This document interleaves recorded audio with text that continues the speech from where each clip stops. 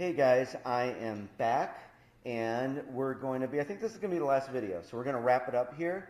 I got a lot to say. I have a little cheat sheet again because I don't want to forget stuff. Got a lot of stuff to say to you. Blue runes, let's go over that real quick. I showed you these before, and here's what blue runes do. There's 6 of them, of course. When your heroes, when you're exploring and you flip one over and it's not a rune of eternity, and it's a blue rune, you keep that.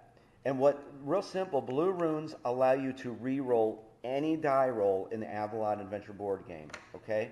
So let's just go back here. Maybe, say your heroes are heading back to Hope's Reach and they're battered and they don't have a lot of health. They have no rejuvenation potions to use. Maybe the fate track is like all the way at the end. And you roll and you get a battle. You can simply use this rune and re-roll the die, and hopefully you get a better result. And so, but you have to keep the next result unless you use another blue rune. So these things can be used for, rolling a new outcome, a battle die. Remember we used the D20 for the attribute test. You can use it for that. So quite simply, that's all it is. You get to re-roll with it. I'm trying to think what else here. I think that really concludes the demo. But I want to reinforce a few things to you about this, okay? One thing is about the battles. That, you saw us using the blue, or well, actually the green and red and blue die, but you're going to be using the blue one too, and actually other ones. So the battle system you saw, and Andrew, thank you. I saw that you liked the system, and thank you for that. It's a cool little system. And, we don't want to bog it down. It's just, nice quick battles. But you're going to be using D6s for some of the battles. I wanted to keep some variety in there for you. So just know that battle you saw, like that frame of that, it's going to change a bit for you. You're going to maybe using different attributes depending on the monsters you're going to fight. There's a few things that use actually a D10 system. But what stays throughout is the monster's toughness. When those skeletal grunts had a toughness of 7, all the other monsters, it's going to follow that format, but you're going to be doing stuff differently for the dice, okay? Another thing I want to say is don't think that there's just battles in this game. There's a lot of battles, but there's a lot of other, I'm going to say, things that could happen in the runes, in the towers, in the crypts, in the Avalon Adventure board game. Some very creative thematic things, and kind of left of center, but like fantasy. I don't think you've ever seen in a game before. I just, how you can tell how obsessed and passionate and consumed I was with this game. So I went out of my way and went the extra mile to create things you've probably never seen before like that. And I don't say that glowing about it. I'm just saying I think you have a lot to look forward to, okay? Lastly on that topic is allies, friends. A lot of the characters that your heroes will meet in the villages, maybe out on the roads, I pulled them from the characters I created from the quests and the scenarios in Dungeon Crusade. So this will be your first time meeting them. And so when you're playing a quest, like, oh wait, I remember I met this person in the village of Sleeping Ogre. And again, I'm not going to give you any spoilers, but let's just say that some of these people will be very gracious and helpful to your heroes and may offer them some healing or maybe some essence back. Not going to say anything else. And definitely there's a lot of very cool events in villages I think you'll enjoy. Very cool. You have really no idea what you're going to see. But I think, I want to hear from you guys when you get this. I think you're going to love it. Okay, so then, we talked about that. This is something really small, and I don't know if you're going to be able to see it on camera, but if you notice, I did the graphic design for a lot of stuff in the game, but definitely the Avalon Adventure board game, and I wanted like an outdoorsy look.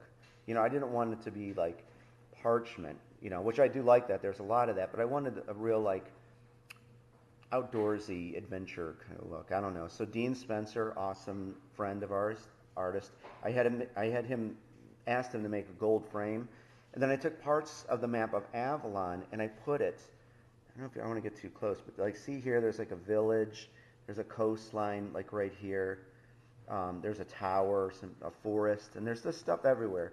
So you'll see this better in person, but I just wanted to just touch on that I was that particular with this. I just had a certain vision for this whole game. So, you'll see that better in person. So I just wanted to touch on that. Battle boards. I have the original prototype one that I showed to this amazing artist named Christian. I want to tell you about Christian Colbert. He's a local artist here, and he's just been a tremendous friend to us. And his work is just, he's an incredible artist. Very retro guy, kind of like us. And he's done stuff, I think, submitted stuff to like Blizzard and Marvel. And Christian's an awesome guy. And so, of course, I gave him the prototype and some other, tiles, like stuff that looked retro. And, he came up with this. So, Christian, I love you, man. It looks so awesome. Right, so that's the overgrown temple. And we didn't see this a lot. And this is going to lead into one of the last things I want to talk about. This is the ancient grove. And we worked a lot on this one, like different revisions and everything. And there's a skeleton there. And that's so, Christian, you did an awesome job. And before I show you the prototype one, I want to say that I made mention of more battle boards. I got to clarify something, guys. This game is done. Anything else will come in the expansion. But Christian had a real good time making these, so maybe down the road we'd offer these as a free download or something like that. So I wanted to clarify that.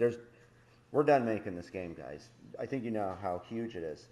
And probably when you get these two boards, it's going to be a double-sided tile, I'd imagine. So you just flip it over. And real quick, this is the prototype. I said I had a little surprise for you. So this is what I put together to show to Christian of what, I was kind of envisioning. And there is the ancient grove. I put like a skeleton there. So that was my prototype work that we worked off of. So there you go.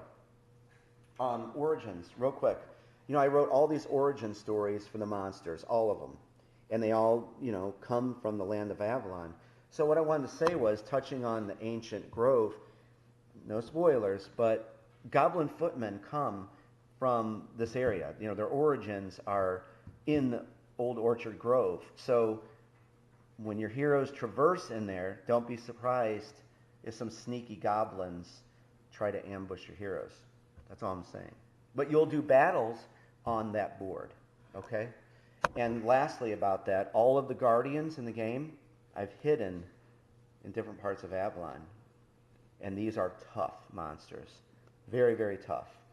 So all of them are accounted for, and your heroes will hopefully not run into them, because these are tough battles with them.